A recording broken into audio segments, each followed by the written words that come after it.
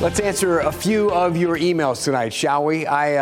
I've seen a lot of you sending in messages. It's been great, giving your feedback, asking questions. Thank you for everybody who gets engaged and does this. This segment, this newscast really doesn't work without you. We want to know what you want to see on your newscast here. So send me an email at dan@WRAL.com. So Mark seems to think that we're doing a pretty good job. He wrote, thanks for your in-depth segment tonight. It was clear, concise, and honest. Julius wrote, your in-depth segments are well thought out, understandable, and always worth watching. Guys. But that's what we're about, right? Being honest and being well thought out. Not everybody agrees on the worth watching part, though. An anonymous viewer wrote in and said, "You're fired is all I'd like to hear about you." Sheesh, man. Feels a little harsh.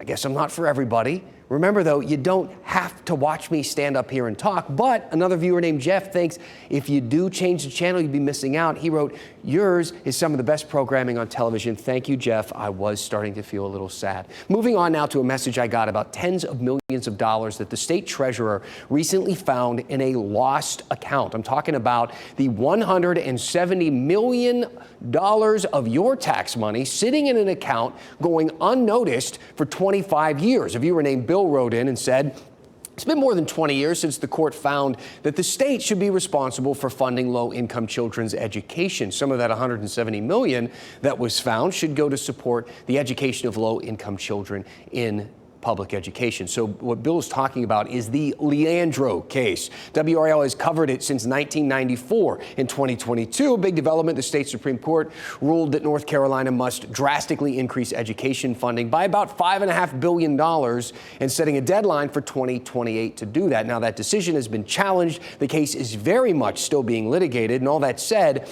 that $170 million in loose change found in the state couch cushions would make a tiny dent in that $5 billion increase that the court called for. Unfortunately, that missing money can't be used for education. Here's how WRAL Capitol Bureau Chief Laura Leslie put it to me this week.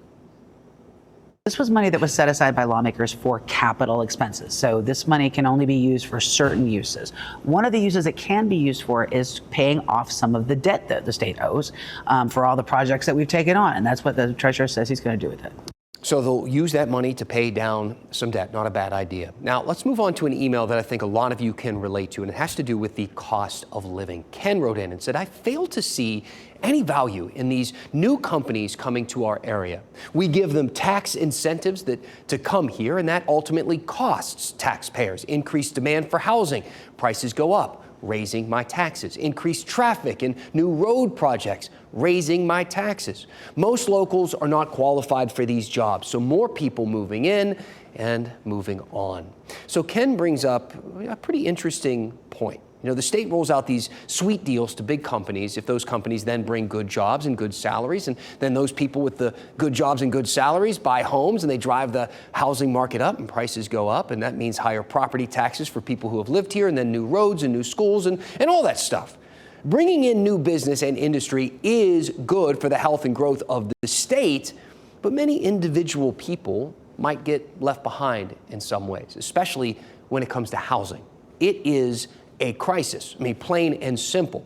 And a news story from over the weekend really drove this home for me. It hit a nerve. Maybe you saw this video of a fire at an apartment building in Wayne County. 50 people were displaced. Thankfully, none of them were hurt. Now, a fire like this is bad in any community. Heartbreaking, life-changing, no matter how much the homes cost. But this community was specifically built as affordable housing for low-income families that just can't compete with these exploding home prices that we've seen. And when you listen to the people who lost their homes here, you can feel their anxiety.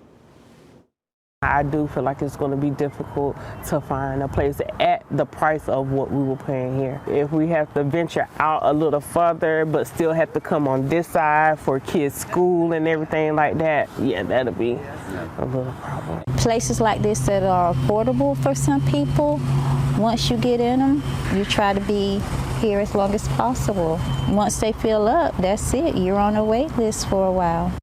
These affordable places are in very high demand, and that wait list is long, very long. A recent report showed 41,000 people waiting in the queue for affordable housing in North Carolina, and those are just the people on the list. Many people don't even bother. In Wake County alone, data shows there is an affordable housing deficit of 65,000 units. Local leaders are trying to put a dent in that. Raleigh just broke ground on 18 affordable homes. They'll go up near downtown in the Idlewild community. 18 steps forward, and with one fire, 50 steps back. Now, the county, Wake County, announced a plan to build 1,300 new affordable homes by 2030. Only 60,000 more to go. And remember, this is important. This is a state where the term affordable housing only applies to low-income families, which just isn't reality anymore, is it? The median home price sitting at nearly $500,000. This crisis stretches well into the middle class.